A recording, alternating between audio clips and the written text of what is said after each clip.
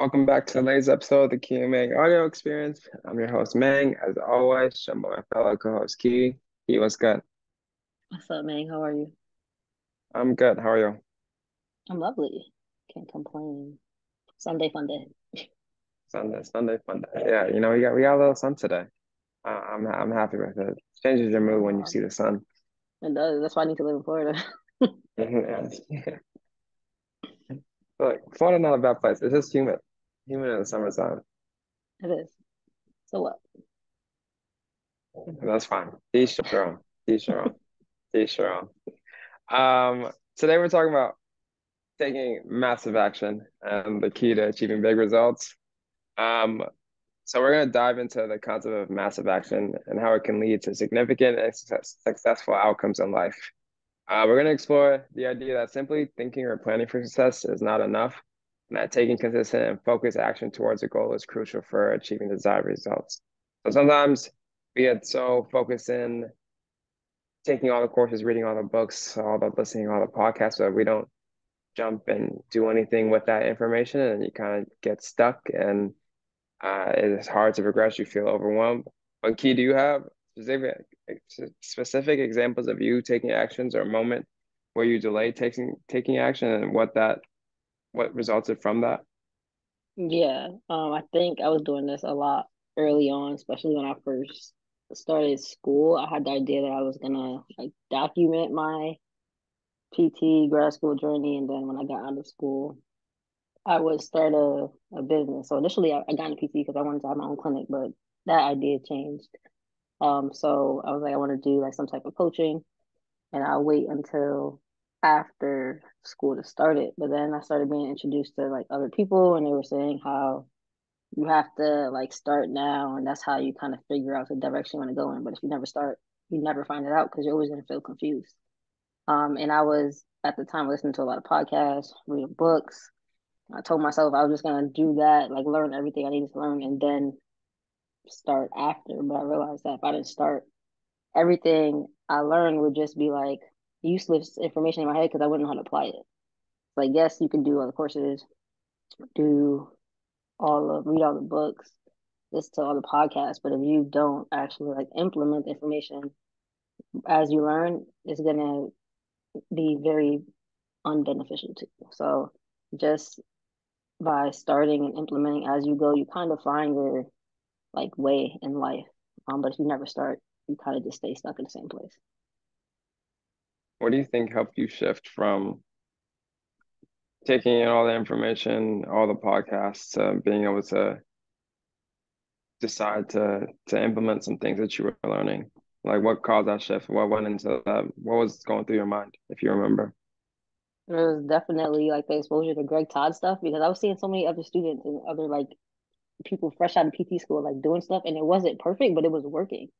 So it was like if they could do that and it's not perfect, why can't I do it? So like just the exposure and then going through his stuff and it's very actionable. That helped and then start being introduced to other like coaches and I wanted to like kind of like speed up the process and learn and have the accountability. So that's when I started like investing in not only courses but more so like business coaches because I think we have a business coach, they kind of provide you that structure but also the accountability to actually get things done. When you go through a course by yourself, or at least I'm speaking for myself, when I go through a course by myself, it's hard for me to actually like keep up with it and then also implement the information. So I either don't get through it, or if I do get through it, I just take notes and never use them. So I think just having that exposure and then seeing other people do it really like put it in my head. What And about do you you? think, Sorry. oh, sorry, I was gonna ask, Uh, real quick, do you think that if you hadn't, let's say you hadn't been, what would it look like if you hadn't been exposed to the Red Card or decided to go into business coaching? What would life look like for you, do you think? that's a good question. I think if I wasn't exposed, I would be very unhappy with my career. I'm not gonna lie. Like I would be very upset because what I went into school thinking that like was gonna be my end result is nothing like that. Like I chose PT because like the autonomy, and then like I wanted to work in like at least sports or like something with more athletic environment, like treating everybody like an athlete, kind of like looking like rehab, looking like training. But I really only did that because I know the autonomy you can have like your own business. But once I got into school and then I did my clinicals, I realized like having a PT clinic is really not where it's at for me. Like from like a return on investment standpoint, I don't want to be the person doing a thing. I don't want to be, I don't know, I just don't want to do that. So once that happened, I think I would be very unhappy if I didn't get exposed to it. But like now, I think what's like keeping me like happy is like I know like the opportunity I have based off of like my personality and also what I want to do. Hmm. So I think that plays a big role. But if I wasn't exposed and I just thought it was just PT in a clinic for the rest of my life, I would be like switching careers ASAP. Hmm. I'll be having a midlife crisis at 26.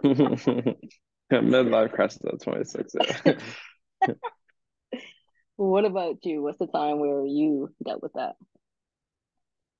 I think more recently of being out of school and deciding to, okay, I've always wanted to work with hoopers and like what courses are out there that I can take or who can I listen to learn how to better utilize the training aspect of things, but being able to have the rehab hat as well and be able to merge the two together. A lot of listening to like Paul favorites or going through Andy Chen's course or 180, all these different courses I bought. And then I realized that I was just like taking notes on stuff, but I wasn't really doing anything. Like I wasn't trying anything with people I was at work with or people that I train with. It was kind of just, it was there, but I wasn't doing anything with it.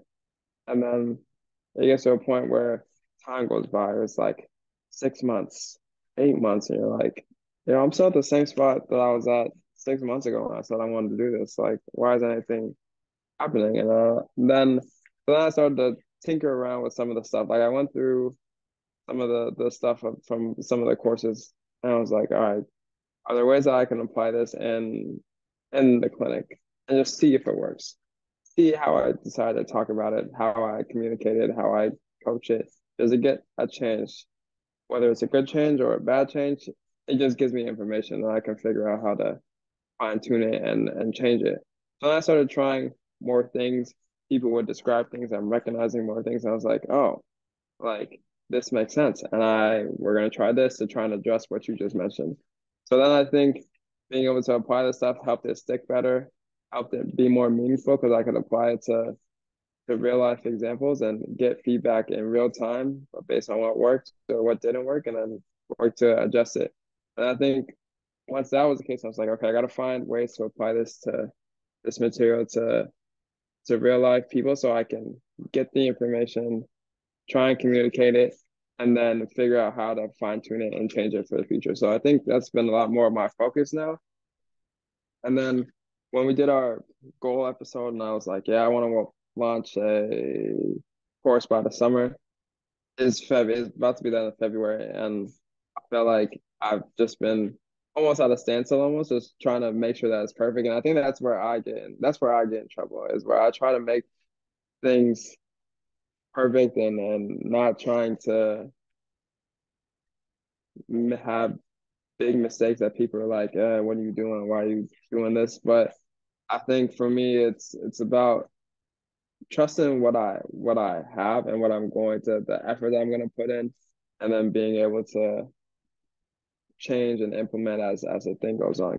Because like you said, you could be stuck and doing the same thing for a long time and be unhappy with, man, I should have done this. I should have done this a long time ago. But now it's starting to put dates on things and starting to piece by piece put things together, figuring out how to have different conversations with people, figuring out what the problems are, and then how can I make this as simple as possible to help get the results. So I think just trying to keep things as simple as possible and implement the things that in real time is a shift that I'm starting to make and not trying to be perfect, but actually just put it out there and learn from it and see how I can change it for the next time a situation like that occurs. Yeah, I like that. I like the applying it as you go because I think that when you take action or you apply, like you learn something and you apply it right away, you obviously learn it better. But I also think that creates like a feedback loop. Like you see what works, what doesn't, and where you need to like make changes. But if you never do anything, you don't know what to change. You don't know if it actually works. You're just in your head predicting outcomes and trying to predict the future when it's literally impossible. Hmm. So Yeah. when you start to take action, you kind of get more clarity. Like some people are like, I don't know what to do. I'm like, well, do something, and then if you don't like it or if it doesn't work, you know your next step. Like once you decide on action, then your next step is pretty clear based on the outcome. But if you're just living in your head, you Hmm. have a fake outcome, you have no progress, you don't have nothing to work with. And it's crazy how we jump to like the worst possible conclusion all the time. I don't know if Yeah, you do this, but I know I I do do. this. I'd be like, I'd be like, oh, if I do this, then this is gonna happen, and everyone's gonna hate it. I'm gonna get a lot of backlash. But I'm like, then I'm like, well, I ever ask, what happens if it goes right? What Mhm. happens if it's great? What happens if everyone loves it, or people who go through it love it and see a transformation in their the decrease in pain and increase in function, or able to do things that they didn't think they was going to be able to do. And I think asking that question a lot more, and then just working on controlling what you can control. Like I can control my effort, I can control my attitude, I can control how I communicate to other people. I can't control what's going to happen tomorrow. I don't know.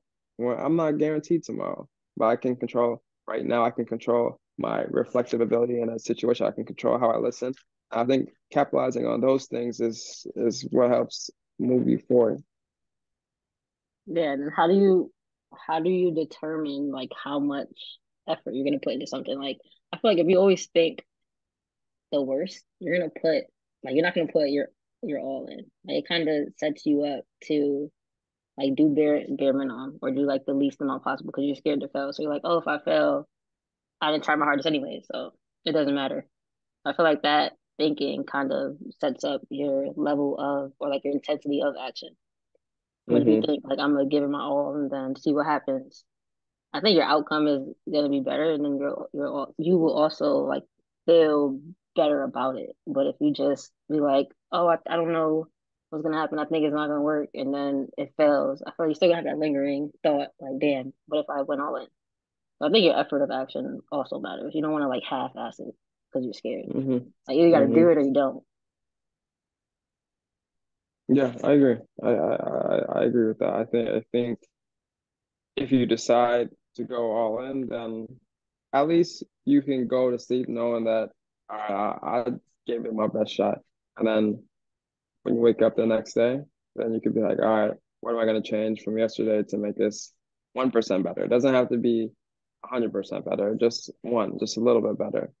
And as you kind of start to compound that percentage up, pretty soon you'll be at way higher than where you thought you was going to be 3, 4 months ago. But it just takes time to compound the daily deposits every day of working towards whatever you're trying to work towards. Word to Yeah. Kobe. Word to Kobe. Yeah, that's Kobe. I've been watching a lot of Kobe stuff lately. Yeah, Kobe was different. Um, when it comes to, I lost my train of thought. I hate when this happens. Oh my God. I'm sorry. Oh, when it comes to like being in your head about taking action, I feel like that's the worst because like the people that are in their head about taking action are the same people that when they do start to like get traction, they're like so focused on being perfect. It's like once you have that like trait, I feel like it's a good and bad thing. It's not just the worst thing. It's a good and bad thing. Like sometimes it stops you from taking action, and then when you do take action, you're gonna feel like it's never good enough. So you're gonna keep trying to like improve it. So it's a good and a bad thing. But if you're somebody that's like always in your head overthinking, like you're probably gonna be that same person that when you start, you're gonna like aim for perfection every time and like do like different versions of whatever you put out there just because you're always in your head thinking how you're gonna make it better. So I feel like it's like a blessing and a curse. Yeah, but I feel like if you in your head a lot too, you got to work on trying to simplify your processes and making it so that your decisions aren't that complicated. It's like the yes or no. Like, am I doing this? Yes. You go with it. Am I doing it? No, I'm not doing it because it doesn't help me get closer to X goal. I think when you start to overthink, you start to think of all the different possibilities that could happen, and then you're like, you're like stuck, paralyzed of, oh my gosh, what if this happens, or what if this outcome comes out and that's not what I want, and then you're just like, all right, then I'm not gonna do anything because if I don't do anything, then I'm not gonna get to that outcome. And so Yeah. I think just trying to simplify your processes and not allow yourself to get in your head because the decision's already made. You already know what you got to do as you go through. How do you work on not being in your That's a head? great question because it's something I'm working on right Me too. I wanted to know. I wanted now. advice. I was asking for a friend. uh, that's a good question. I would say try and figure out why you're in your head. Like take some time to sit and think about why you're in your head. What is it that you're scared of? Is it the fear of letting your significant other down, your family down, letting yourself down? Is it that you feel like, you see your peers and they're doing things that you're not doing and you're wondering why you're not doing it, why you're not having that level of success? Try and break down the root cause of why you in your head and then understand that it's an emotion. And then how can you use that emotion to help foster the environment to build towards what you're trying to build to? Because I think everybody has, their gifts or things that they're special at or talented at, and how can you use your specific qualities and attributes to give your gift to the world and inspire the next generation of the people who are looking up to you. And so I think that would be how I start to answer your question. Yeah, I agree. I think I always say this. I think social media makes it hard to not be in your head because at least, well, I guess if you're, it depends on the social media platform you're on. But like Instagram, it's like everybody's so perfect on Instagram. If you only have Instagram, like I feel like it's hard to not be in your head because you see everybody's like wins. You never really see their losses. So you're kind of like, I have to be perfect if I want to do that. And then you kind of see everybody doing the same thing. So you think it's oversaturated. And you're like, if everybody's doing that, maybe I shouldn't do it. It just makes it really hard to move forward. But I do think that like just in general, whether you're like starting a business or trying to pursue a certain career, you need to realize that your race is your race. Like your life is your life. Everybody has different circumstances, a different amount of like time that they're able to devote to things, different resources. So it's not really appropriate or it's not really I don't know the right word for it. It's not a good thing to it's not fair to um compare yourself because the playing field isn't really equal and social media doesn't really show you that. Yeah, but I also think that you also gotta remember that they didn't get there overnight either. Like they might not show it, but they all went through a growing period of trialing things to see what worked and see what didn't work.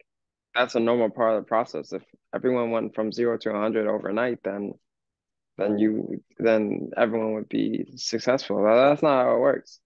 Everyone's going to have those ups and downs, and you gotta recognize that. I promise you, if you ask like Oprah or someone or Gary Vee or someone like way up there, they're gonna tell you they had a lot of failures on their way up. J.K. Rowling got books denied. Oprah didn't get her first television show approved. Like there's tons of examples of a lot of failures, and you gotta remember that sometimes people don't show it, but you gotta remember that everyone has those moments, and it's gonna be normal for you to have those moments as well.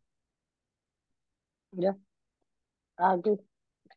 The only person, I guess we'll end with this. The only person, I always say this, the only person you should compare yourself to is the person you were yesterday. And I think if you keep that in your head, your success, you realize that your success and your outcomes are only dependent on you And once you take that accountability and control what you can control, you'll be able to make more progress instead of feeling like you're stagnant. A bar. Bars by Keisha Keys. Hmm. Tagging. All right, guys. Anything else, man? Well, that's it. That's it. Catch you guys on the next episode. Peace. Later.